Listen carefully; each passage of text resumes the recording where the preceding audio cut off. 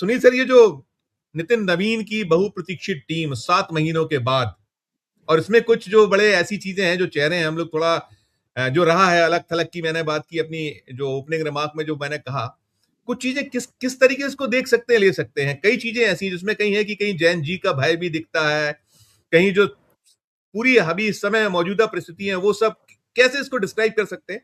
आपसे शुरुआत सुनील सर। धन्यवाद संजीव जी। आप क्यों इसको नितिन नवीन साहब की गठबंधन गठन कह रहे हैं या उनके सहयोगी कह रहे हैं, मुझे इस बात का आश्चर्य है। अगर आप अभी तक ये नहीं जान पाए कि बीजेपी में वही होता है जो मोदी चाहते हैं और शाह साहब चाहते हैं, तो नितिन नवीन की ही कौन सी राजनीतिक पृष्ठभूमि रही है कि वो अपने लोगों को लेकर के चले आएंगे। केवल दो तीन चीजें महत्वपूर्ण है जिसको ध्यान देना चाहिए। एक तो पार्टी ने स्वीकार किया कि जो उसकी आक्रामकता है या जो उसकी एक अन्य पार्टियों के ऊपर हमले के तरीके हैं, वो जब चलने वाला नहीं है। अमित मालवीय साहब का जाना सामान्य घटना नहीं है। 11 साल तक रहे हैं वो। 2015 में आए थे और हम और अब जब बात कर रहे हैं, यह साल 2026 का है। और अमित मालवीय साहब के ऊपर तमाम शिक्षण संस्थाएं बनाने का गौरव प्राप्त है, जिसमें व्हाट्सएप यूनिवर्सिटी का नाम प्रमुखता से लिया जाता है। एक ट्रोल करने वालों की जमात उन्होंने तैयार की, अंधभक्तों की एक जमात उन्होंने तैयार की, और कभी भी उनके किसी भी पोस्ट से या उनके वक्तव्यों से शालीनता नहीं झलकती थी। उनका हटना यह बहुत बड़ा मैं परिवर्तन मानता हूँ। दूसरी चीज मेरा मानना यह है कि राष्ट्रीय स्वयंसेवक संघ ने अपना कब्जा बरकरार रखा है। बीएल संतोष का संगठन महासचिव बने रहना और शिव प्रकाश जी का सह प्रभारी बने रहना, ये बताता है कि आरएसएस ने कोई ढील नहीं दी। आरएसएस का, क्यों, बीएल संतोष एक महत्वपूर्ण व्यक्ति हैं संघ के, और वो संगठन महासचिव के पद पे वो यथावत बने हुए हैं। और शिव प्रकाश भी संघ के महत्वपूर्ण लोगों में से एक है, वो भी इस पद पे बने हुए हैं। इस पूरे के पूरे गठन का मैं इस बात पे मूल्यांकन करता हूं कि जिन राज्यों से जो लोग लाए गए हैं, उन राज्यों में जो वहां के वर्तमान क्षत्रप हैं, उनको वो ताकत देते हैं या उनको कमजोर करते हैं, या उनके रास्ते से रोड़ा बन जो थे उनको हटा दिए गए। उदाहरण के तौर पर राजस्थान में वसुंधरा जी को ला करके आपने राष्ट्रीय उपाध्यक्ष बनाया, तो यह भजन लाल शर्मा को ताकत देना है या भजन लाल शर्मा की राह से एक मजबूत व्यक्ति को हटाना है। दूसरी चीज की जो यह तरीका अपनाया बीजेपी ने, वसुंधरा राजे की स्थिति क्या रह गई है राजस्थान में। आए दिन उनकी जो टिप्पणियां आती हैं, ये पता चलता है कि पार्टी में उनकी कितनी भूमिका रह गई है राजस्थान की बीजेपी में। इसमें कोई दो राय नहीं है कि भारतीय जनता पार्टी को राजस्थान में मजबूत करने वाले अगर एक दो नेताओं का नाम अगर आप लेंगे, तो उसमें वसुंधरा जी का नाम लेंगे।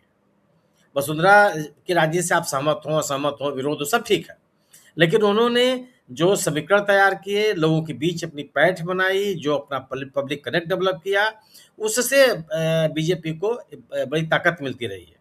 लेकिन भजन लाल शर्मा साहब वसुंधरा जी के रहते हुए बहुत ही कंफर्टेबल नहीं थे, तो उनको राष्ट्रीय राजनीति में लाने की कोशिश की, जिस वसुंधरा जी के पुत्र को आज तक केंद्रीय मंत्रिमंडल में नहीं रखा गया। आज तक जब हम और आप बात कर रहे हैं, उस वसुंधरा जी को आप क्यों लाए हैं? क्या हासिल होगा आपको? क्या आपके पीछे उद्देश्य है? उदाहरण के तौर पर आप बिहार चले जाइए। बिहार से जिन 3 लोगों को लिया गया है, वो तीनों लोग कौन है? उनके आने से क्या बिहार में भारतीय जनता पार्टी मजबूत होती है?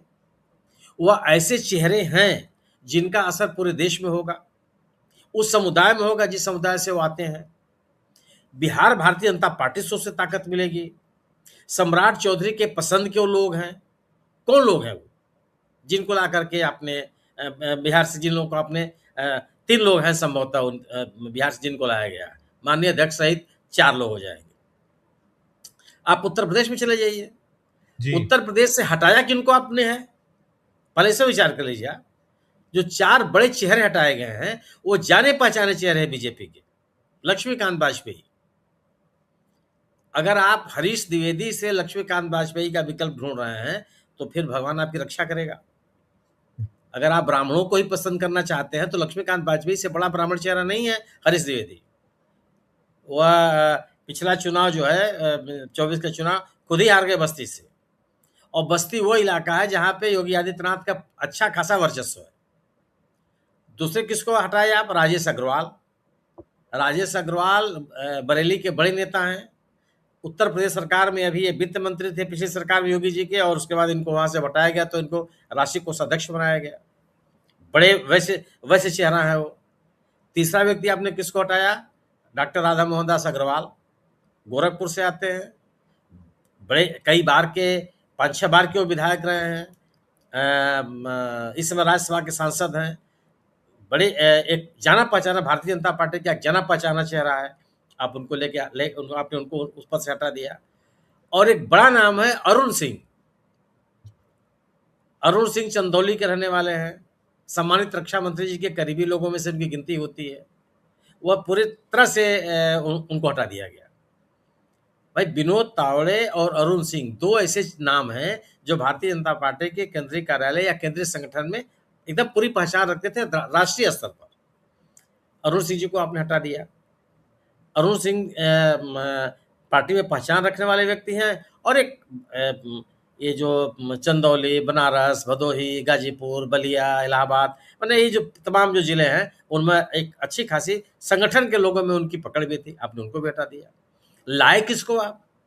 जिन लोगों को आप लाए हैं वो लोग कौन है? क्या उनके लाने से जो वर्तमान बीजेपी है उत्तर प्रदेश में वो मजबूत होती है? जो वर्तमान लीडरशिप है वो मजबूत होती है? उनको कोई ताकत मिलती है? ये लोग लाए गए हैं जो वर्तमान लीडरशिप है बीजेपी की, उनकी पसंद के लोग हैं? ये बड़े सवाल हैं। आपने अगर आप इस कोशिश से, अगर आप ये कोशिश कर रहे हैं कि इनके आने से जनजी के सामने जो सवाल पैदा हुए हैं उनको संबोधित कर लेंगे आप, तो मुझे लगता है कि आपको अभी भी जनजी के बारे में समझ नहीं है। अब तक तो आप पिछले 80 वर्षों से आप जनजी को, माने जो युवा समुदाय है देश का, उसको आप नहीं समझ पाए, और पिछले 12 वर्षों से भी आप जनजी को नहीं समझ पाए। जनजी नहीं, जेन अल्फा को जो आपके जमाने में पैदा हुई, उसके साथ तो आपका कोई संवाद ही नहीं है। इस गठन में, राष्ट्रीय कार्यकारिणी के गठन में भी आपने यही परिचय दिया। कौन कर लेगा इसमें से? कौन सा चेहरा है जो जनजी से संवाद कायम कर लेगा? पीयूष अग्रवाल कर लेंगे? पीयूष गोयल साहब कर लेंगे? कौन करेगा? उत्तर प्रदेश में जिन 8 लोगों को आप ले गए हैं उसमें से कौन सा ऐसा चेहरा है जो जनजी से संवाद कायम कर लेगा? रेखा वर्मा जी तीसरी बार राष्ट्रीय उपाध्यक्ष बनाई गई। 2024 का चुनाव हार गई थी धौरहरा से। हो संगीता यादव जी राज्यसभा के सदस्य हैं और गोरखपुर की रहने वाली है। उनका और वर्तमान जो लीडरशिप है बीजेपी का उत्तर प्रदेश में, उस तरह उनके साथ कैसे रिश्ते हैं? अमरपाल मौर्य साहब बनाए गए हैं जो पिछड़ा वर्ग प्रकोष्ठ है उसके राष्ट्रीय अध्यक्ष। एक चुनाव नहीं जीत पाए। बहुत डिटेलिंग आप बता रहे हैं, सब जगह ऐसी है, तो इसके पीछे क्या मकसद होगा फिर? किस तरह का ये क्या है? क्योंकि नो डाउट इसके पीछे मकसद यही है कि जो क्षेत्रीय छत्रप बनाए जा रहे हैं उन छत्रपों को सीधी सीधी राह मिले, उनके सामने कोई चुनौती ना हो, और जिनको आप पसंद नहीं कर। 2028 में राजस्थान में क्या होगा? 2028 में मध्य प्रदेश में क्या होगा? 2028 में छत्तीसगढ़ में क्या होगा? फिर वो सूबे जहां भी हैं आपके 2027 में क्या वो चाहते हैं कि जो भजन शर्मा जी एक पूरी तरह से स्थापित हो जाए, कोई चुनौती ना हो। वो चाहते हैं कि मोहनलाल यादव साहब पूरी तरह से स्थापित हो जाए, उनके सामने कोई चुनौती ना हो। शिवराज सिंह चौहान को हटा दिया गया। अब केंद्रीय मंत्रिमंडल में लाकर कौन सी भूमिका उनको आपने दे दी? परिणाम क्या हुआ? अभी और क्या स्थिति बन रही है? मैंने अभी जो चुनाव हारे हैं, ये दोबारा चुनाव हार गए नरोत्तम मिश्रा वाली सीट पर। आपके पास मतलब ये ऐसी सीटें हैं जिन सीटों पर आपका बाकायदे कब्जा रहा। मतलब हर व्यक्ति कहता था कि अरे कुछ भी हो जाए, ये सीट तो जीतनी है। बांकीपुर की स्थिति क्या हो गई आपकी? जी, जी, क्यों जी, जी। प्रयोग तो कर रहे हैं आप ना। सवाल इस जी। बात का है कि अगर आप जिन लोगों ने भारतीय इसको जनता इसको इसको पार्टी के, सुनिए सर, इसको ऐसे भी देख सकते हैं कि हम नहीं तो फिर कोई नहीं। ये भी कई प्लानिंग, इसको ऐसे भी देख सकते हैं। तो है ही है। अगर आप सेकंड लाइन नहीं तैयार करेंगे तो क्या स्थिति बनेगी आपकी? अगर आपके पास नेतृत्व की दूसरी पंक्ति नहीं है तो क्या बनेगी? अगर आप नितिन नवीन साहब को ले आए, नितिन नवीन कोई बड़े राष्ट्रीय चेहरा है क्या? बिहार के चुनाव में तो कोई अपने आप कोई ऐसी थी नहीं कि उनको कोई बुला करके ले जाए अपने आप चुनाव प्रचार करने के लिए। मैं बिहार में घूम रहा था, मैं खुद नाम नहीं जानता था कि नितिन नवीन कौन है। अचानक राष्ट्रीय अध्यक्ष आपने बना दिया। भाई जो लोग कितने लोग, कितने बड़े बड़े लोगों का नाम था जो संगठन, भाई आप पार्टी का अध्यक्ष क्यों बनाते हैं? आप फिर किसी को बना दीजिए। एक ऐसा चेहरा जो इसको पहले पहले में अ, समेटिए, आप समेटिएगा, मुझे 3-4 सवाल करने हैं सभी से आपसे। आप करिए बस कंप्लीट तो कोई बात मेरा नहीं। मेरा मेरा मेरा केवल ये कहना है कि एक तो आरएसएस ने अपनी पकड़ मजबूत बनाए रखी है, और इस नियुक्तियों में इस बात का बहुत संकेत मिलता है कि क्षेत्रीय छत्रपों के साथ भारतीय जनता पार्टी का केंद्रीय नेतृत्व तो किस तरह का व्यवहार करना चाहता है। सबसे जो हम देख रहे थे, जो मैंने कहा कि एनटीए इसको लेकर आया है, वो जो मैं एग्जाम की बात कर रहा था शुरू में कि वो यूजीसी नेट, और वो भी एक बड़ी फजीहत है। आप अभी कितना उसको आप कर रहे थे, आपने लाल किले की प्राचीर की हम बात कर रहे थे, जहां से वो कई चीजें हुई। बहुत सारे वहां से आश्वासन मिले देश को कि हम ऑनलाइन आपको वो देने वाले हैं, आपकी कोचिंग कराएंगे। पहले भी आपने कभी कहा था, उसको तो खैर भूल गए थे आप, लेकिन अभी जो चीजें हैं ये, इन गड़बड़ियों को ना स्वीकारना, और उसके बाद ये एक काले पुतले जैसा है। हमने इस पर पहले भी चर्चा की, और इस पे भी अभी कहीं लीपापोती जैसे हालात एक, और दूसरा जो सुप्रीम कोर्ट से आज एक चीज निकली कि वो राहुल गांधी, जो उनकी वहीं आपके यूपी के कोर्ट में जो मसला है, उनकी वो आय से अधिक संपत्ति वाला, उसको दिल्ली वो ट्रांसफर करना चाहते, उस पर भी रोक एक करने का फैसला हुआ कि भी रोकिए उसको, तो रिपोर्ट शायद आनी थी जो, और मुझे आप उसको स्पष्ट कर दीजिएगा। तो ये जो चीजें हैं पूरी की पूरी, जो गड्डम गड्ड है, ये चीजें कहीं किस तरह से इसको हम ले सकते हैं, देख सकते हैं सारी चीजों को। और आप उसमें है, देखिए, मैं एक तो ये जो उसकी दलीलें थी, दलीलें मैं दिखाना चाहूंगा अपने दर्शकों को, ये है दलीलें, ये तो कह रहे हैं वो कि भाई, मतलब तथ्यात्मक टाइपिंग, अनुवाद की गलतियां, मशहूर विद्वानों के नामों के गलत स्पेलिंग्स, किताबों की गलत शीर्षक, सवालों की भाषा, व्याकरण, लिंग, वचन जैसी गलतियां, इसके कारण हमको फैसला लेना पड़ा, इसको खत्म करना पड़ा। उसके बाद राहुल गांधी का एक्स भी आया, राहुल गांधी का बड़ा चौड़ा लंबा एक एक्स आया था, और इस एक्स की जो मूल जो एक लाइन थी उसमें उन्होंने यही कहा कि अब ये शिक्षा व्यवस्था नहीं रह गई है, ये एक उगाही मशीन बन गई है। और ये सब समझ रहे हैं, देखिए सारा कुछ है। तो सब पर एक आपका, मैं सभी के पास जाऊंगा, पहले आपसे शुरू। संजी, अच्छा पहले सुनील सर से सुनील सुनिए। सर। देखिए आपने कहा कि ऑनलाइन आप कोचिंग देंगे। कोचिंग देने वाला होगा कौन? वह व्यक्ति कौन होगा जो कोचिंग देगा? उसकी योग्यता कैसी होगी? अगर आपको शाखा मृग ही लाना है तो फिर वो कोचिंग क्या करेगा वो? अगर आप पूरी तरह से एक विचारधारा विशेष के लोगों को ही प्रोत्साहित करेंगे तो ही परिणाम आएगा जो आपके सामने है। अगर आप योग्यता के साथ समझौता करेंगे तो आपके सामने ही स्थितियां आएंगी, लोगों के मन में नाराजगी होगी। एनटीए लिया परीक्षा लेने वाली संस्थाएं थोड़ी कोई परीक्षा ले लेगा। उनके पास एक एकेडमिक लाइब्रेरी होती है, एक उनके पास अपनी विद्वानों की एक क्षमता वो बनाते हैं, लंबे समय तक चल बकायदे वो एक लेगेसी तैयार करते हैं इस तरह की संस्थाएं। आप एनटीए लेके चले आए, केंद्रीकरण पे जोर आपका क्यों है? सब कुछ एक हो, एक ही परीक्षा हो, एक ही परीक्षा लेने वाला हो, एक ही तरह से, और वो संस्थाएं भी ऐसी नहीं है, या उन संस्थाओं में ऐसे लोग नहीं ला रहे हैं आप जो कम से कम एकेडमिक फील्ड से आते हो और परीक्षा आयोजन में उनकी एक बड़ी भूमिका रही हो। एनटीए में कौन लोग हैं? कहीं से आप उठा के लेकर के चले आए, किसी विभिन्न जो सरकारी सेवाएं हैं उनमें से लोगों को आपने स्थापित कर दिया। ऐसे नहीं चलती हैं चीजें ना।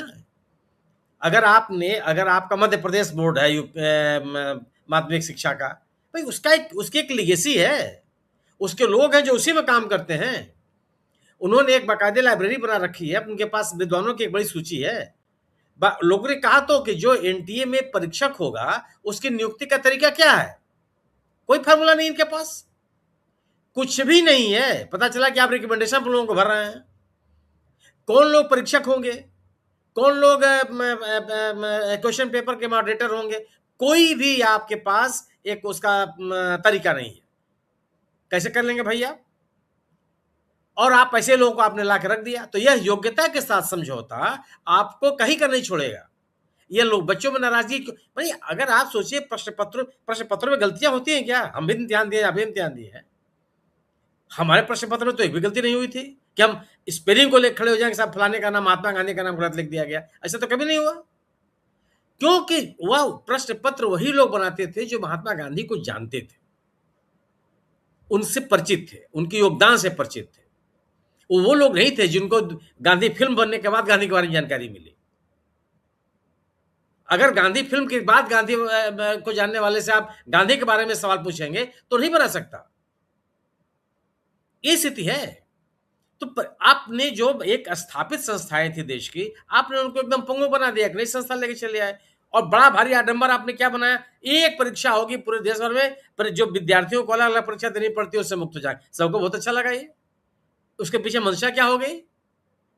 अगर आप मैंने नीट जैसी परीक्षा दो बार उसका प्रश्न पत्र लीक हो जाए, ये सामान्य बात है। और प्रश्न पत्रों का लीक होना केवल आपराधिक घटना नहीं है, वह योग्यता की उपेक्षा है। वह परिश्रम करने वाले विद्यार्थियों की को मुख्य से बाहर करना है। आवाज नहीं आ रही आपकी?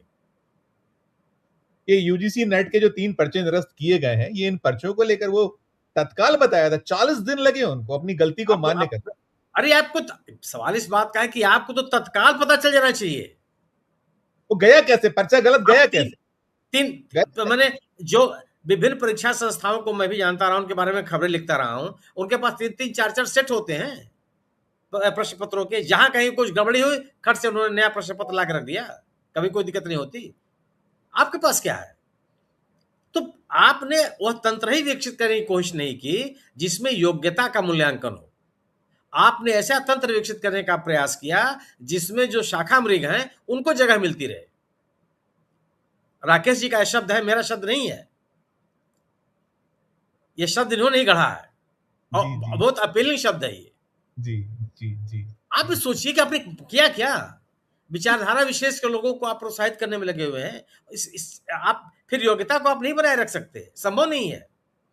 वही स्थिति आपने अपने इसमें किया है, जो आपने राष्ट्रीय कार्य समिति बनाई है। आप सोचिए ना कि राम माधव क्यों लाए गए? राम माधव पर तत्कालीन जम्मू कश्मीर के राज्यपाल जी ने, जिनका निधन हो गया, उन्होंने किस तरह के आरोप लगाए थे? उनके ऊपर उत्तर पूर्व के राज्यों में किस तरह के आरोप लगे? लेकिन इस समय राम माधव अंतरराष्ट्रीय पैमाने पर जो थिंक टैंक्स हैं उनमें राष्ट्रीय स्वयंसेवक की संघ की जो छवि है उसको बनाने में लगे हुए हैं। उनको आप ले आए। बिल्कुल बिल्कुल बिल्कुल बिल्कुल। ये माने अगर आप केवल संगठन में किसकी क्या भूमिका होगी, संगठन के दृष्टि से कौन सा व्यक्ति कितना महत्वपूर्ण है, संगठन में किसका कितना योगदान हो सकता है, उसके संगठन में रहने से क्या स्थितियां बदलेंगी, अगर आपका यह सोचने का तरीका नहीं होगा, किसी को रख दीजिए। उत्तर प्रदेश में चुनाव है, 8 लोग उत्तर प्रदेश से आए हैं। उत्तराखंड में चुनाव है, 4 लोग उत्तराखंड से आए हैं। महिलाएं शायद उत्तर प्रदेश में 3 महिलाओं को लिया है, स्मृति ईरानी और आप इसमें रेखा वर्मा तो रिपीट है, तीसरी बार उपाध्यक्ष बनी है वो। स्मृति ईरानी को आप लेकर के आए 2024 का चुनाव हारने के बाद से। जी जी जी। 2024 का चुनाव हारने के बाद से स्मृति ईरानी जी की कितनी सक्रियता है? कहाँ अपने पार्टी में कौन से आपने उनको भूमिका दी? संगठन के स्तर पे कहाँ कितनी सक्रिय रही है वो? ठीक है, पार्टी का मामला जो चाहे सो करे, लेकिन इन नियुक्तियों से आपने हमारे ख्याल से कितना 14-15 लोग ऐसे हैं जो रिपीट हुए, सब हटा दिए गए। सब बदल डालूंगा जो नारा है, सब हटा दिए गए। लेकिन बदल करके आप एक नई पीढ़ी तैयार करने का प्रयास कर रहे हो तो प्रशंसा का पात्र है। नहीं, लेकिन अगर अपने संगठन में राजनीति है तो भाई देखिए। बिल्कुल बिल्कुल बिल्कुल। राकेश सर देखिए